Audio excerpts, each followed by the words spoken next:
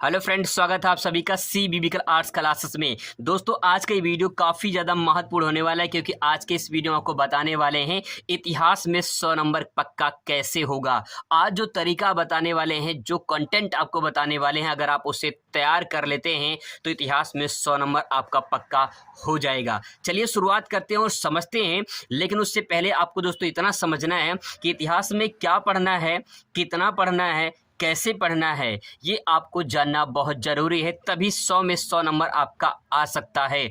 ऐसा नहीं है कि इतिहास में 100 में 100 नहीं मिल सकता है, मिल सकता है, लेकिन स्मार्ट तरीके से आपको पढ़ना पड़ेगा, स्मार्ट तरीके से आपको लिखना पड़ेगा और स्मार्ट आंसर आपको देना पड़ेगा, तभी जो है आपका 100 में 100 नंबर आएगा।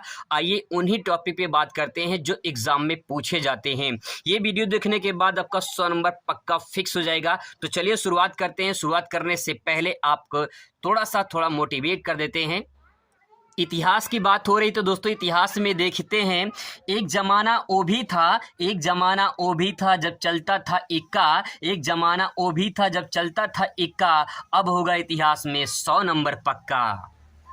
दोस्तों 100 में से 100 नंबर तभी पक्का हो सकता है जब आप अच्छे कंटेंट आप देंगे, तब आप डायग्राम के माध्यम से अपने क्वेश्चन को लिखेंगे, तब जब आप अच्छी राइटिंग में लिखेंगे तब जाके आपका 100 नंबर में 100 नंबर मिलेगा। लेकिन दोस्तों कंटेंट अच्छा होना चाहिए, टॉपिक अच्छा होना चाहिए, कितना पढ़ना है, क्या पढ़ना है और कहाँ से पढ़ना है, ये अगर आपको पता चल गया तो 100 नंबर आपका फिक्स हो जाएगा। मैंने उन टॉपिक को यहाँ पे दोस्तों लिख लिया है जो हर साल पूछे जाते हैं, बहुत ही मोस्ट इम्पॉर्टेंट है। तो चलिए शुरुआत करते हैं। इन टॉपिक को आप ज़रूर एक बार पढ़कर जाएं ताकि जो है आपका एग्ज़ाम अच्छे नंबर से मतलब आप अच्छे नंबर से आप जो है पास हो जाएं।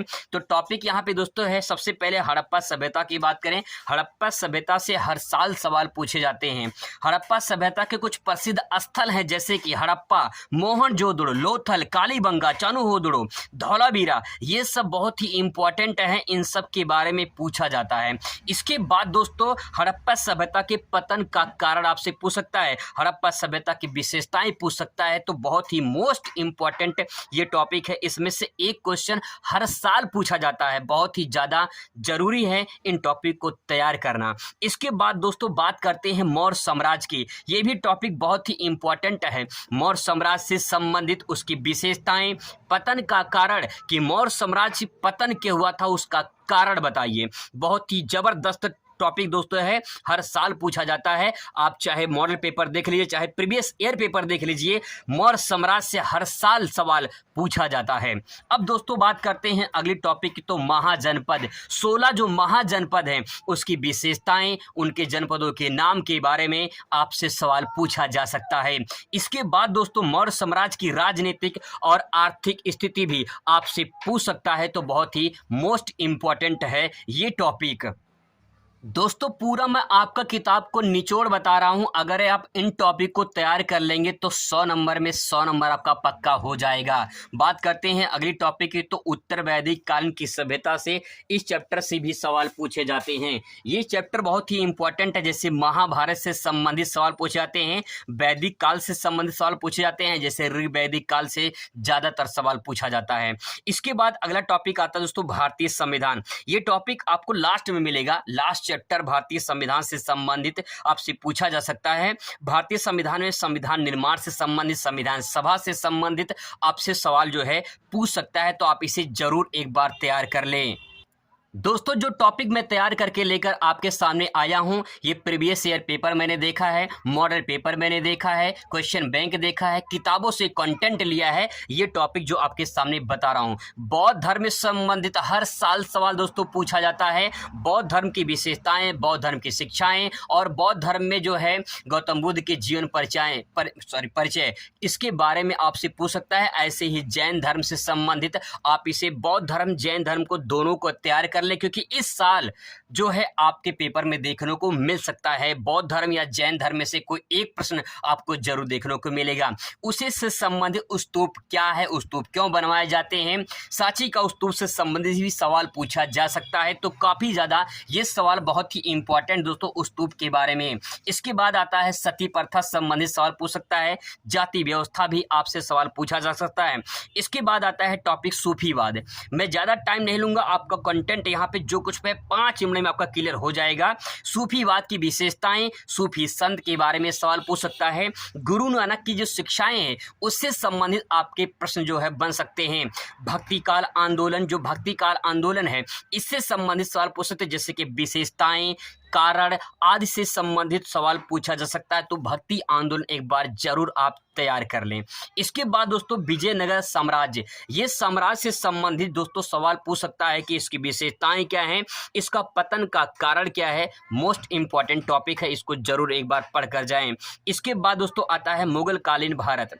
कृषि व्यवस्था उस टाइम पे कैसी थी जब मुगल काल भारत में, मतलब मुगल जब भारत में आए थे तो उस टाइम पे कृषि व्यवस्था कैसी थी, जमींदारी व्यवस्था कैसी थी, इसके बाद जो है भू राजस्व व्यवस्था कैसी थी। इनसे संबंधित सवाल हर साल दोस्तों बनते हैं, एक बार जरूर आप इसे तैयार कर लें। इसके बाद दोस्तों आता है रैयत बाड़ी व्यवस्था। अगर बात करें रैयत बाड़ी व्यवस्था की तो ये भी बहुत इंपॉर्टेंट टॉपिक है। और इसके बाद जो है महाल बाड़ी व्यवस्था या रैयत बाड़ी व्यवस्था, इसमें से एक सवाल जो है आपको देखने को मिल सकता है। 1855 के संथाल विद्रोह के कारण ये सवाल भी रिपीट होता है बार बार, इसको जरूर आप तैयार करके जाएं। 1857 की क्रांति दोस्तों, इसको 100% जरूर तैयार कर ले, क्योंकि जो है इसमें क्रांति के कारण और इसका परिणाम ये बहुत ही मोस्ट इंपॉर्टेंट है। 1857 की क्रांति हर साल देखने को आपको पेपर में मिलता है, तो इसको जरूर तैयार करके आप पेपर में जाएं। इसके बाद दोस्तों आता है टॉपिक विलय का सिद्धांत, जिसे राज्य हड़प नीति भी कहते हैं। ये भी सवाल दोस्तों पूछा जाता है, इसको भी आप एक बार जरूर देख लें। सविनय अवज्ञा आंदोलन मोस्ट इंपॉर्टेंट है, इससे सविनय अवज्ञा आंदोलन या फिर जो है आपको बता दें भारत छोड़ो आंदोलन या फिर असहयोग आंदोलन या फिर नमक आंदोलन या फिर गांधी इरविन समझौता, ये जो टॉपिक है ये लास्ट चैप्टर के हैं और इसमें से आपको 100% गारंटी है कि इसमें से सवाल जरूर आपके एग्जाम में देखने को मिलेगा। और लॉन्ग क्वेश्चन पूछा जाता है, ध्यान रखेंगे लॉन्ग क्वेश्चन पूछा जाता है इसमें से, तो आप इसे जरूर तैयार कीजिए। कोई लॉन्ग क्वेश्चन तैयार करेंगे तो आपको 2 फायदा बल्कि कई सारे फायदे हैं लॉन्ग क्वेश्चन तैयार करने से। आपका बहुविकल्पीय, अति लघु, लघु उत्तरीय और विस्तृत भी आपका तैयार हो जाता है। इसके साथ में आपका डेट वाला जो प्रश्न पूछा जाता है और इसके साथ जो है आपका जो ऐतिहासिक जो आपके कुछ स्थल के नाम होते हैं जो मैप पे भरने का था वो भी पूछता है। तो आप इसे दोस्तों जरूर एक बार तैयार कर ले, बहुत ही इंपॉर्टेंट टॉपिक मैं आपको बता रहा हूं। अगर आप इसको तैयार करके जाएंगे तो गारंटी है कि आपका 100 में 100 नंबर तो पक्का हो ही जाएगा। आई होप दोस्तों कि आपको ये वीडियो अच्छा लगेगा। मिलते हैं नेक्स्ट वीडियो में। थैंक्स फॉर वॉचिंग नए टॉपिक के साथ।